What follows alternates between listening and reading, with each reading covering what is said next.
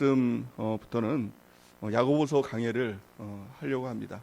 야고보서 말씀의 핵심은 성숙입니다. 그래서 대주제가 이제 성숙한 그리스도인이라는 제목으로 대주제로 말씀의 은혜를 나누고자 합니다. 오늘 말씀의 제목은 믿음의 시련으로 온전하게 된다라는 말씀으로 야고보서 1장 1절에서 4절 말씀을 근거로 하나님 말씀 증거하겠습니다. 야고보서를 쓴 사람은 우리가 다 알죠? 야고보입니다. 근데 야고보라는 사람이 성경에 굉장히 많이 등장을 하죠. 12제자 중에서도 야고보가 2명이 됩니다. 그래서 큰 야고보, 작은 야고보 이렇게 표현을 하죠. 그래서 이 당시 때 야고보라는 이름은 지금 우리나라의 김씨, 이씨 같이 이제 흔하게 쓰이는 그런 이제 이름이었던 것 같습니다. 지금 영어로 보면 제임스라고 이렇게 표현을 하는데 지금도 뭐 제임스 굉장히 많죠. 웬만한 그 외국인들 보면서 제임스 그러면 아마 몇몇 사람들은 다 쳐다볼 겁니다. 우리 교회 예전에 나왔던 그 외국인 중에 한 명도 제임스라는 사람도 있었고, 뭐 제임스 딘도 있고, 그러니까 제임스라는 사람도 굉장히 많죠. 근데 오늘 이 야고보서를 쓴 야고보는 예수님의 제자가 아닙니다. 두 야고보 다 아니고 예수님의 동생 야고보, 그 야고보가 이 야고보서를 썼습니다. 근데 이 예수님의 동생 야고보는 예수님께서 공생의 사역을 하실 당시에는 예수님을 믿지 않았다는 것입니다. 동생임에도 불구하고 예수님을 믿지 않았다는 거예요. 요한복음 7장 3절에서 5절 보니까 그 형제들이 예수께 이르되 당신이 행하는 일을 제 아들도 보게 여기를 떠나 유대로 가소서 스스로 나타나기를 구하면서 묻혀서 일하는 사람이 없나니 이 일을 행하려 하거든 자신을 세상에 나타내소서 하니. 5절 보니까 그 결론이 뭐냐? 이는 그 형제들까지도 예수를 믿지 아니함이러라. 이렇게 얘기하고 있죠. 이 형제들 가운데는 야고보가 포함이 됐다는 겁니다. 형제들임에도 불구하고 그 형이 막 메시아라고 막 그러고 그리스도라고 막 그러는데 믿지 않았다는 거야. 아, 우리 형이 왜 그런가? 우리 형이 좀 이상해. 막 그렇게 여겼다는 것입니다. 근데 예수님께서 십자가에 달려 돌아가시고 부활하신 다음에 그 야고보를 만나 주셨다는 겁니다.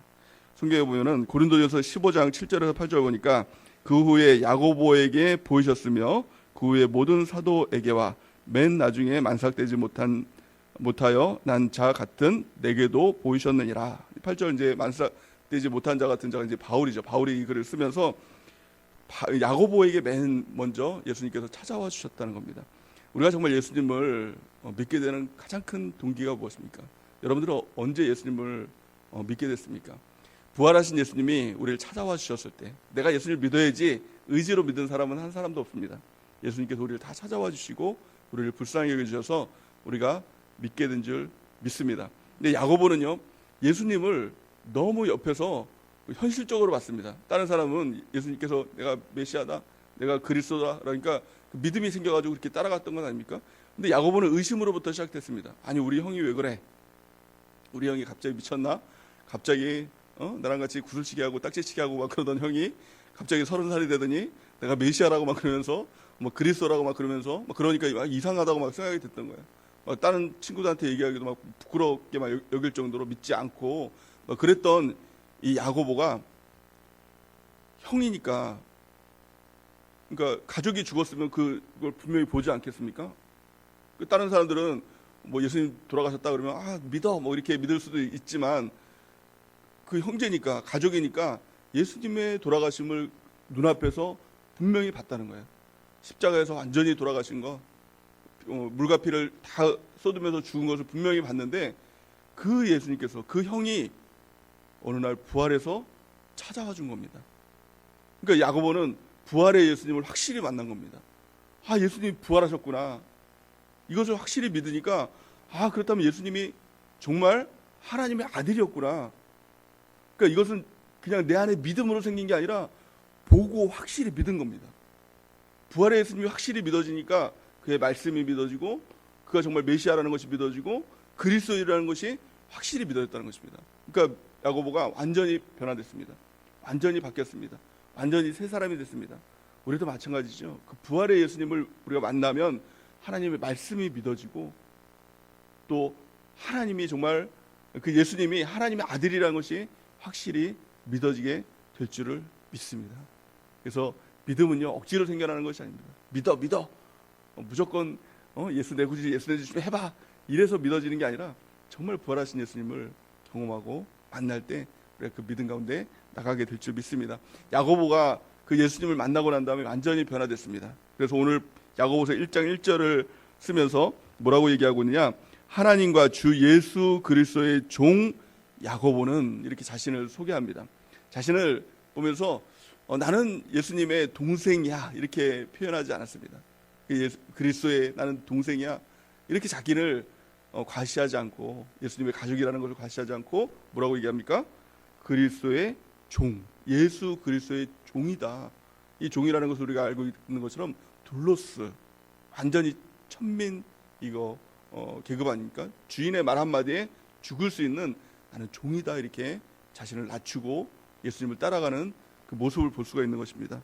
또한 야고보서를 통해서 그가 어떻게 변화됐는지 보여주고 있죠. 이후에 보니까 흩어져 있는 12지파에게 문안하노라 이렇게 얘기합니다.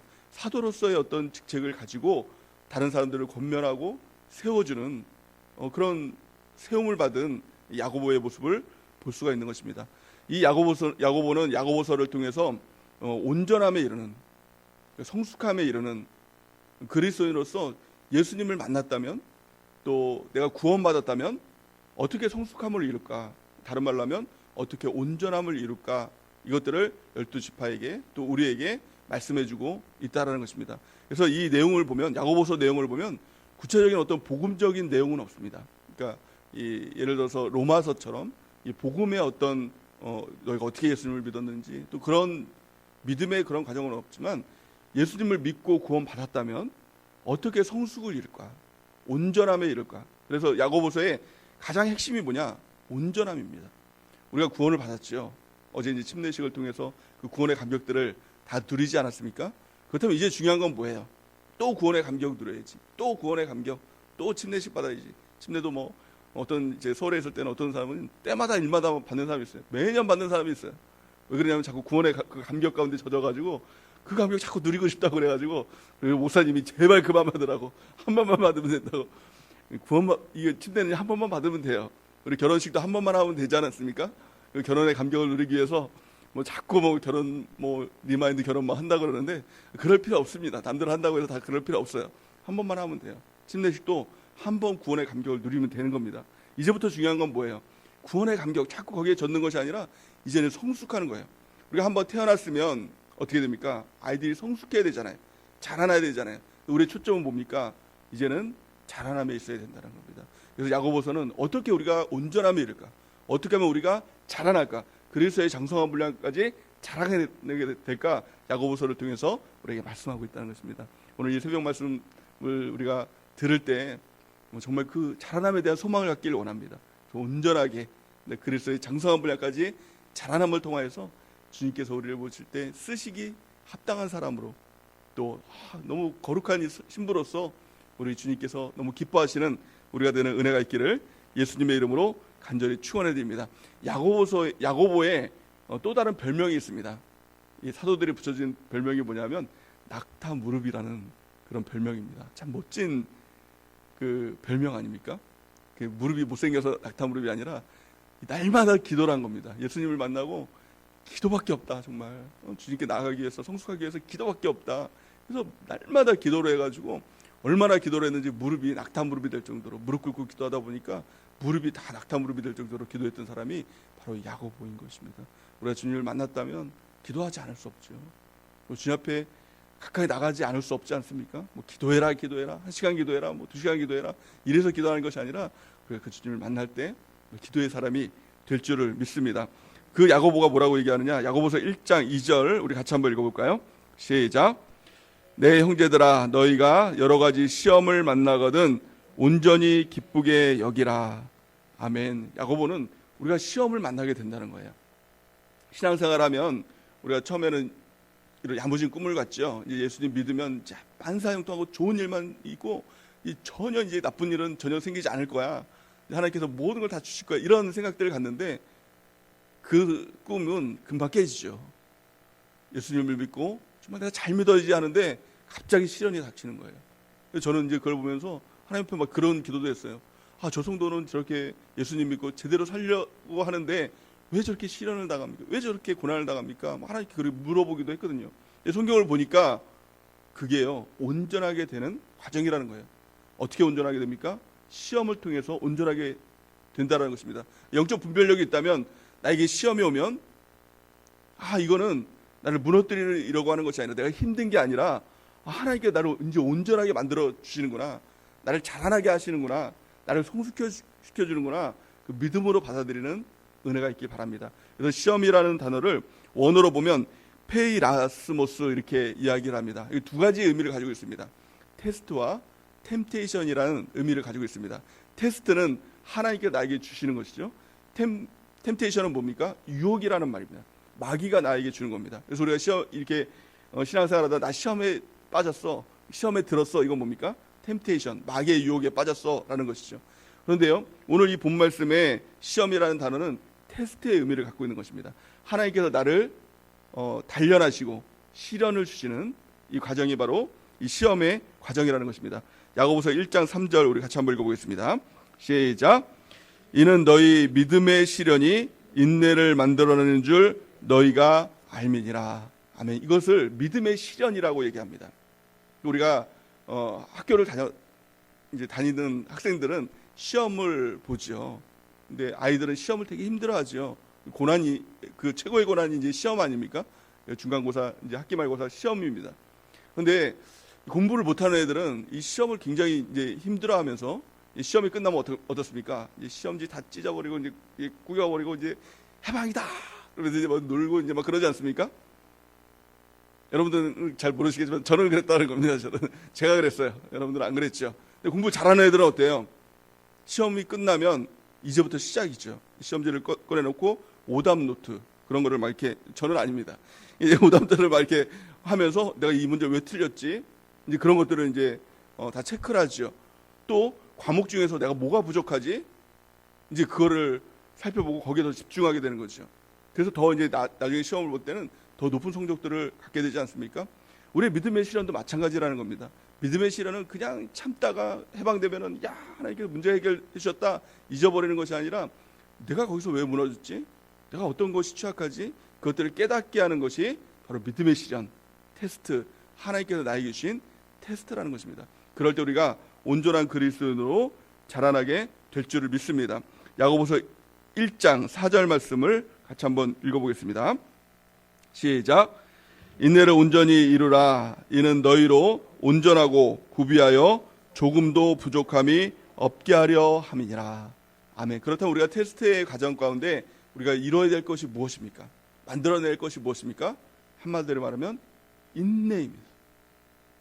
시험 당할 때 시험 빨리 지나가, 터널 지나가듯이 빨리 지나가고, 하나님 제발 이거 문제 좀 해결해 주세요. 해결되는 것보다 더 중요한 게 뭐예요? 그 가운데 너희 인내의 영성을 키워라. 이게 하나님의 뜻이라는 겁니다. 그 인내가 어떻습니까? 인내를 온전히 이룰 때 너희로 온전하고 구비하여 조금도 부족함이 없게 하렵니다. 하나님께서 원하시는 게 뭐예요? 우리가 고난당하고 힘들어하는 게 아니라 인내를 통해서 온전하고 구비하여 조금도 부족함이 없는 우리로 하나님께서 만들어 주신다는 겁니다. 무엇을 통해서요? 믿음의 시련을 통해서. 우리가 믿음의 시련이 당할 때 우리가 인내하는 은혜가 있기를 예수님의 이름으로 간절히 축원해 드립니다. 인내를 통해서 하나님께서 원하시는 사람, 온전하고 구비하여 조금도 부족함이 없는 저와 여러분들이 되는 은혜가 넘치기를 예수님의 이름으로 간절히 축원해 드립니다. 하나님께서 원하시는 것은 바로 이거예요. 온전함. 온전하고 구비하여 조금도 부족함이 없는 사람으로 하나님이 우리를 만들어 가시는 것입니다. 무엇을 통해서요? 믿음의 시련을 통해서. 그러기에 이제는 시험이 다가오면, 고난이 다가오면, 환난이 다가오면 힘들어하는 것이 아니라 하나님께서 나를 온전하고 구비하여 조금도 부족함이 없는 사람으로 만들어 가시는구나, 우리가 기뻐하는 은혜가 있기 바랍니다. 야고보가 이렇게 얘기하는 겁니다. 기뻐하라. 여러 가지 시험을 만나거든 기뻐하라. 너희가 온전하게 되는 과정이라고 말씀하고 있는 것입니다. 그렇다면 어떻게 이 인내를 온전하게 우리가 만들어갈 수 있을까요? 인내를 온전하게 이루라고 얘기하는데 어떻게 이룰 수 있을까요? 결론적으로 말하면 네 가지로 야고보는 이야기를 하고 있는데요. 야고보서 5장 7절에서 10절 말씀을 우리 같이 한번 읽어보겠습니다. 시작. 그러므로 형제들아, 주께서 강림하시까지 길이 참으라. 보라, 농부가 땅에서 나는 귀한 열매를 바라고 길이 참아 이른 비와 늦은 비를 기다리나니 너희도 길이 참고 마음을 굳건하게 하라. 주의 강림이 가까우니라. 형제들아, 서로 원망하지 말라. 그리하여야 심판을 면하리라. 보라, 심판주가 문 밖에 서 계시니라. 형제들아, 주의 이름으로 말한 선지자들을 고난과 오래 참음의 본으로 삼으라. 아멘. 가장 첫 번째가 뭡니까? 7절 보니까 눈에 띄는 단어가 길이 참으라. 인내가 뭐예요? 길이 참는 게 인내라는 것입니다. 길이 참는다는 것이 무엇입니까? 그냥 가만히 있는 게 길이 참는 것이 아니라는 거예요. 직면하는 겁니다. 직면하는 거예요. 직면한다는 것은 피하지 않는 것입니다. 고난이 올 때 도망가지 않는 것입니다. 자, 이 시대는 좀만 힘들면 도망가는 시대 아닙니까? 학교에 입학했다가도 좀만 힘들면 그냥 자퇴하기도 하고, 또 교회에서도 좀만 힘들면 이 교회만 교회야? 딴 교회에서 편하게 신앙생활할래? 이렇게 하기도 하고, 또 셀에서 힘들면 딴 셀로 바꿔달라고 막 자꾸 그렇게 하기도 하고, 자기가 힘들면 자꾸 도망가려고 막 이렇게 한다는 것입니다. 그리고 심지어는 이 세상에서도 힘들면 죽어버리면 그만이지, 자살이 얼마나 좀 쉬운 시대입니까? 시장도 자살하고 연예인들도 자살하고, 그게 다 도망가는 거예요. 그게 좋은 게 아니라는 겁니다. 도망가지 말라는 거예요. 성경은 길이 참으라는 겁니다. 직면하라는 것입니다. 과거에 그 이스라엘과 아랍 전쟁이 있었다고 합니다. 실제로 있었던 일인데, 미국에서 이제 이스라엘 학생과 아랍 학생이 같이 수업을 듣는 클래스가 있었는데, 그 교수가 이제 전쟁이 일어났다. 어젯밤에 이제 이스라엘과 아랍 전쟁이 있었다. 근데 너희는 요동하지 말고 수업에 정진하라, 이렇게 얘기를 했다고 합니다. 근데 다음 날 보니까 이스라엘 학생도 아랍 학생도 다 결석을 했다는 거예요. 친구들한테 왜 결석을 했는지 물어보니까 이스라엘 학생은 그 전쟁에 참전하기 위해서 그 이스라엘로 떠나갔다고 얘기를 합니다. 그럼 아랍 그 학생은 어디 갔냐라고 했더니 징집 영장이 나올까봐 어디론가 사라졌다, 도망갔다, 이렇게 얘기를 합니다. 누가 이겼겠습니까? 불보듯이 뻔하죠. 이스라엘이 이겼습니다. 이스라엘이 약한 나라고 아랍은 연합군이었거든요. 그러니까 이게 전쟁이 안 되는 전쟁이었는데 이스라엘이 역전했다는 거예요. 이겼다는 겁니다. 왜요? 직면하니까. 우리의 시련도 마찬가지입니다. 우리의 고난도 마찬가지입니다. 고난이 우리를 쓰나미처럼 다 그냥 쓸어버릴 것 같지만 직면하면, 길이 참으면 마침내 승리하게 되는 역사가 일어나게 되는 것입니다. 두 번째는 8절 보니까 뭐라고 얘기하고 있습니까? 마음을 굳건하게 하라. 무엇보다도 마음이 중요합니다. 우리의 삶이 무너져서 무너지는 것은 없습니다. 마음이 무너져서 무너지는 것입니다. 돈 때문에 무너지는 거 없습니다. 마음 때문에 무너지는 것입니다. 그 사람 때문에, 남편 때문에, 자녀 때문에, 그 사건 때문에 무너지는 거 없습니다. 내 마음 때문에 무너지는 겁니다. 내 마음만 지키면 절대로 무너지지 않습니다. 신앙도 삶도 무너지지 않습니다. 가장 중요한 게 뭐냐? 마음이라고 성경은 말씀하고 있는 것입니다. 잠언 4장 23절 말씀 우리 같이 한번 읽어보겠습니다. 시작. 모든 지킬 만한 것 중에 더욱 내 마음을 지키라. 생명의 근원이 이에서 남이니라. 아멘. 마음만 지키면 생명의 근원된 역사가 이 마음으로부터 나온다는 것입니다. 마음에서 살아야지, 마음으로부터 주님 찾아야지, 그런 사람이 이겨내는 것입니다. 사는 것입니다. 우리의 마음을 그 어떤 상황에서도 굳건하게 지키는 은혜가 있기를 예수님의 이름으로 간절히 축원해 드립니다. 또 9절 말씀해 보니까 뭐라고 얘기하고 있습니까? 서로 원망하지 말라 라는 것입니다. 이게 인내라는 겁니다. 우리가 여러 가지 어려움이 오면, 또 특별히 가정에서 물질 문제가 오면 누구 때문에 이러냐? 그러면서 아내는 막 남편 주잡아 먹듯이 막 이렇게 하지 않습니까? 당신이 못 벌어와가지고, 당신이 부도 내가지고, 당신이 그 회사 잘려가지고 우리가 이렇게 어렵지 않냐? 막 이렇게 합니다. 남편은 뭐라고 얘기합니까? 당신이 재정 관리 못했으니까 이런 거 아니냐? 그러니까 서로 원망하고 누구 탓이다 막 이럽니다. 돈 문제뿐만 그렇습니까? 자녀 문제도 마찬가지죠. 자녀가 좀 엇나가면 당신 닮아서 그렇다, 당신 머리 닮아서 그렇다, 당신이 젊었을 때는 제대로 살았냐, 그러면서 다 남 탓하지 않습니까? 그러니까 원망하면 끝나는 겁니다. 하나님의 테스트도 원망하면요 끝나는 거예요. 성경에 보니까 뭐라고 말씀하고 있죠? 9절 보니까 뭐라고 얘기했습니까? 형제들아 서로 원망하지 말라. 그리하여야 심판을 면하리라. 원망하면 어떻습니까? 심판당하는 겁니다. 그 테스트에서 탈락이 아니라 하나님의 심판이 있는 겁니다. 저주가 있는 것입니다. 그러니까 우리가 평생 신앙생활하면서 또 인생 살면서 우리가 꼭 이것만큼은 하지 말아야 될 것 뭡니까? 원망이에요. 원망이에요. 이스라엘 민족이 이 430년간 종살이에서 하나님의 은혜 가운데 건짐을 받았잖아요. 구원을 받았잖아요. 그래서 그 홍해를 가르는 사건이 뭐예요? 침례를 받는 사건이라고 성경은 말씀하고 있거든요. 침례도 받았어요. 구원에 대한 확증을 받았어요. 구원 받았다고요. 근데 이 40년간 광야 생활을 통해서 왜 그들이 멸망했느냐? 원망 때문에 멸망했다는 거예요. 원망이 이처럼 무서운 겁니다. 원망의 습관이 있다면 이건 정말 하나님 앞에 회개하고 다시 돌이켜야 될 너무나도 위험한 것입니다. 여러분들 우리의 입술에서 원망과 불평을 제거하는 은혜가 있길 바랍니다. 이게 인내이고요.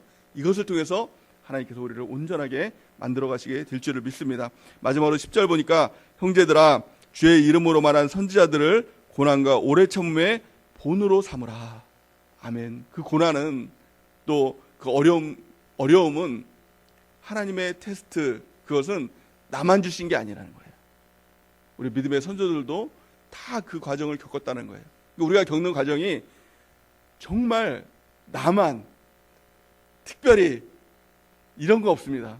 우리 믿음의 선조들도 그 길을, 그 과정을 다 겪고 왔다는 겁니다. 그걸 본으로 삼으라는 거예요. 아, 그 사람들은 어떻게 했지? 아브라함은 어떻게 했지? 이삭은 어떻게 했지? 야곱은 어떻게 했지? 요셉은 어떻게 했지? 예수님은 어떻게 하셨지? 바울은 어떻게 했지? 그 본을 삼으라는 것입니다. 그게 뭡니까? 무엇을 통해 본을 삼죠? 바로 성경이에요. 성경을 읽으면 고난을 이겨내는 지혜가 생깁니다. 절대 무너지지 않는다는 거예요. 성경을 읽지 않으면 그래서 망하는 것입니다. 왜 나한테만 이런 고난을 주십니까? 그러면서 원망하고 불평하고 뭐 하나님 탓하고 남편 탓하고 자녀 탓하고 내 팔자 탓하고 나를 낳아주신 어머니 탓하고 그러다가 멸망당하는 것입니다. 모든 것 가운데 하나님의 섭리가 있는 것입니다. 가장 대표적인 인물이 누구예요? 요셉이죠. 요셉은요 형들에게 팔려가도 원망하지 않았잖아요. 노예 생활하면서도 원망하지 않았잖아요. 억울한 일 당해서 감옥에 들어갔는데도 원망하지 않았잖아요. 하나님의 섭리가 있구나. 하나님의 뜻이 있구나. 마침내 하나님의 뜻 가운데 놀랍게 쓰임받지 않습니까? 그게 뭐예요? 신앙 선조의 본이에요. 나도 요셉처럼, 나도 야곱처럼, 나도 아브라함처럼 그 믿음 지켜야지. 그래서 성경을 통해서 그 믿음의 본을 따라 살아가는 은혜가 있길 바랍니다. 그래서 성경을 많이 읽어야 됩니다. 다독해야 됩니다. 그래서 우리가 저와 여러분들이 성경을 많이 읽는 은혜가 있길 바랍니다. 우리가 이 야고보서를 통해서 깨닫게 되는 것이 무엇이에요? 우리 신앙의 목적입니다. 우리 목적이 뭐죠? 신앙의 목적은 구원이 아닙니다. 우리의 신앙의 목적은 구원과 함께 성숙하고 성장하는 것입니다. 예수 그리스도의 장성한 분량까지 자라는 것입니다. 어떻게 해요? 온전하고 구비하여 조금도 부족함이 없는 것. 이게 하나님께서 우리 가운데 바라는 기대입니다. 저 여러분들이 이 성장에 대한 열망을 갖는 은혜가 있길 바랍니다. 구원받고 천국 가면 땡이지 뭐. 이렇게 살다가 하나님께서 구원해 주시겠지. 이런 거 없습니다. 하나님께서 우리를 끊임없이 성장시켜 주시고 온전하게 만들어 주시고 그리스도의 장성한 분량까지 만들어 가시는 겁니다. 무엇을 통해서요? 믿음의 시련을 통해서. 그 믿음의 시련이 오면 기뻐하시기 바랍니다. 나를 인정해 주시고 나를 이제는 자라나게 하시는구나. 온전하게 하시는구나. 또 믿음의 시련이 올 때 도망가면 안 됩니다. 피하면 안 됩니다. 직면해야 됩니다. 그래서 뭘 해야 됩니까? 마음을 굳건하게 하고 또 원망을 버리고 성경을 통해서 믿음의 본을 산 선조를 따라서 그 믿음을 지켜나가는 것입니다. 이것이 인내입니다. 우리의 인내를 통해서 온전한 그리스도인, 조금도 부족함이 없는 그리스도인으로 우리가 세워져 나가는, 그래서 예수 그리스도의 장성한 분량까지 세워져 나가는 은혜가 넘치기를 예수님의 이름으로 간절히 축원해 드립니다.